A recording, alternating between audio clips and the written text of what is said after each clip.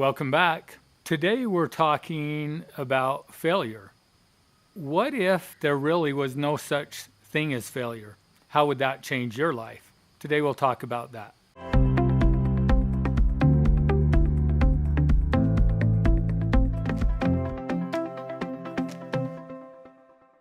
So today we're going to talk about how to overcome failure in your life. Failure seems to be something that most of us try to avoid in our life, that we see as a negative or a bad thing. And oftentimes when we experience failure, it stops us. We have a belief that if we failed in something, that means something about us as an individual, that, we're not good enough or there's something wrong about us. Many times when we fail, it creates embarrassment because we're worried about what other people think. Sometimes when we fail, there's loss involved. And because we live in a world of scarcity, we're afraid of losing. And so we move into a place of hanging on to things, and we're afraid of losing. And so we just hang on tighter and tighter. Well, as long as we have a belief about failure, that failure is bad and that failure is something that we should avoid, then we're going to stay stuck in our life, and it will hold us back from achieving and accomplishing anything of significance. Because the truth is, everything that we do and everything that we learn that through failure. And we can go back to the very beginning when were young infants and beginning to learn how to walk. How many times did each of us fall as we were learning to walk? And when we fell, did we see falling as failure? Did our parents see falling as failure? No. We know that that's all part of the process of learning to walk, that in order to walk, we're going to have to fall. And so what instead happens in our relationships with our parents at that time is when we're learning to walk, any progress that we make towards walking, which can be from being able to stand independently without hanging on to something, we're rewarded with encouragement and words of praise and good job and smiles and claps and all of that. And then we take one step and we teeter around, and everybody watching us is excited about the progress that we make. And when we fall, they don't say, "Oh, Randy, I can't believe you fell. What a failure you are." No, they reach over, pick you up, oftentimes give you a hug and a kiss, stand you back up and say, "Let's try again." So it's interesting that we move from a place where when we're young, we don't do anything correctly. We don't know how to talk. We don't know how to make our hands do the things that we want them to do. We don't know how to walk. We don't know how to do anything.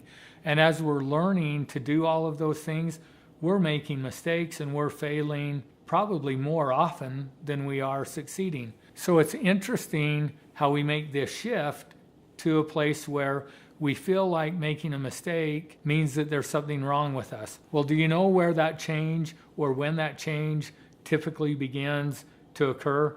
They've done studies and they found when children's self-esteem begins to be impacted and have more of a negative self-esteem. It's about age 5 or 6. It's about the age that our kids enter the school system. And all of a sudden, I move from this environment of love and support and encouragement and understanding of all of these tasks and abilities that I've been learning.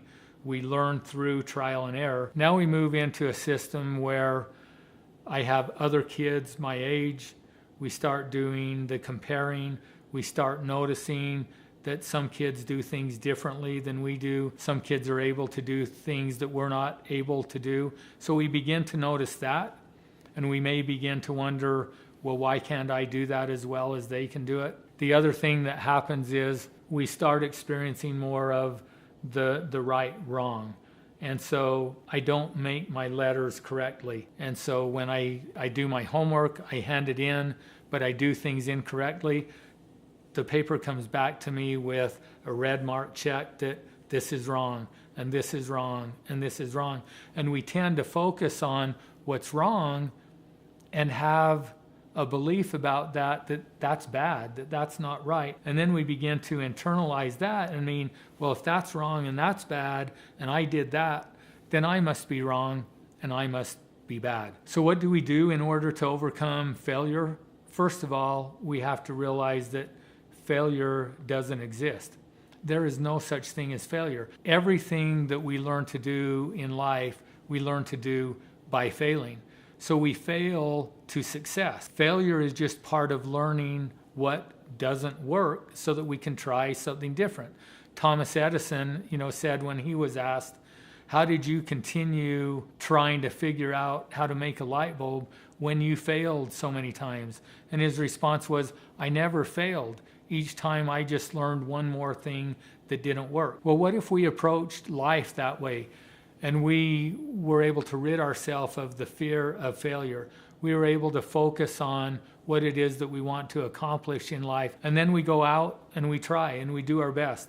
And when it doesn't work, that's okay. We just look at that experience and say, okay, well, what worked? What didn't work? We take what did work and apply that. We change up what didn't work. And as we keep trying, eventually we will figure out how to accomplish what it is we've set out to accomplish in our life. So the truth is, there is no failure. The only way we can fail is if we quit and we give up. But as long as we persist and we continue to put forth the effort and continue to try, we'll figure out a way to achieve and accomplish all of our goals and all of our dreams. Thanks for joining us today. Go ahead and subscribe to our channel, visit our website below, and join our conversation.